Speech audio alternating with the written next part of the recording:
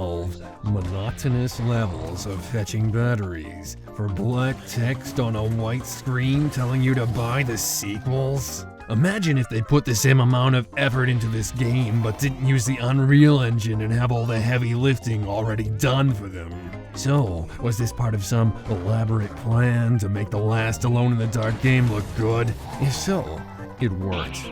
That game had a lot of different unpolished ideas. It wasn't just the same boring, half-assed, unfinished idea on repeat until you get to a still screen with some text. The maps may look different, but this is a devious attempt at deception. Everything is exactly the same. Here's a new map, go get the glowing shit. Here's a new map, go get the glowing shit. Here's a new map, go get the glowing shit. Plot twist. Kirby was the size of a small child the whole time. I can't stress enough how boring this game is. When this game was announced, I did not have high hopes for it. The initial trailer gave me the impression that this game was going to mimic those awful Unity horror games. The ones where you shake a flashlight around in the dark collecting pages and then a monster pops out and there's a loud noise. But it's not even that. This is an unfinished co-op shooter.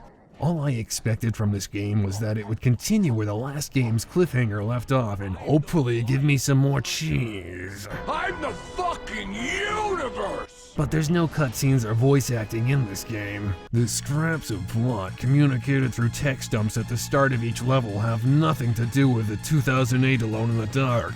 This game isn't even finished, but here it is on Steam. Released in June of 2015, with its final update being in early July of 2015. Oh, I can't wait for the next Alone in the Dark game to somehow make me appreciate this miserable pile. Alone in the Dark Illumination was developed by Pure FPS, which is funny because the game is a TPS, and despite exceeding the recommended system requirements, has really odd performance issues regardless of graphical settings. So, was the game freezing for a few frames every time I kill something a bug, or a stylistic choice to emphasize my 6 skills? I can lower the resolution, turn all the settings to minimum, not be recording, it still does it. Speaking of stylistic choices, how about that eye strain filter? Oh, whoops, I meant to say chromatic aberration. Truly, Pure FPS is up to date with the latest visual memes. Defective photograph is truly a style to strive for. Perhaps everything else in this game is also intentionally defective. Hey,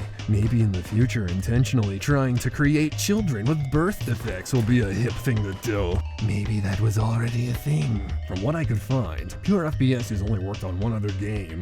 Some game called Nether that they abandoned in early access. I'm starting to see a pattern here. Nice job, guys. Nice job.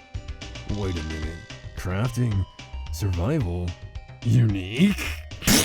At this point, it's safe to say that the Alone in the Dark franchise is better off left for dead.